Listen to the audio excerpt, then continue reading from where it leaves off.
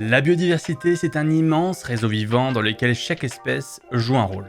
Prenons un exemple au Canada, le caribou, qui dépend de la forêt boréale pour se nourrir. Mais la forêt elle-même a besoin des champignons et des micro-organismes du sol pour rester en bonne santé. Si la forêt disparaît, le caribou aussi. Tout est connecté. Il y a 3 piliers de la biodiversité. 1. La diversité des espèces. C'est le nombre et l'abondance relative des espèces dans une zone.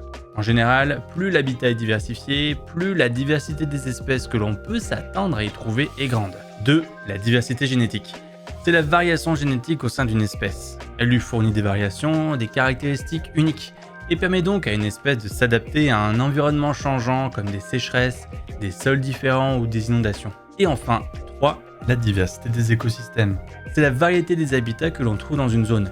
Elle reflète la manière dont une zone réagit aux perturbations naturelles telles que les éléments, les catastrophes naturelles, les insectes ou encore les maladies.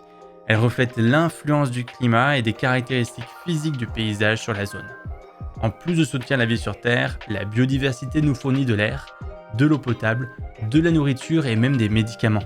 Mais au Canada, plus de 800 espèces sont déjà menacées et notre avenir dépend aussi de leur survie.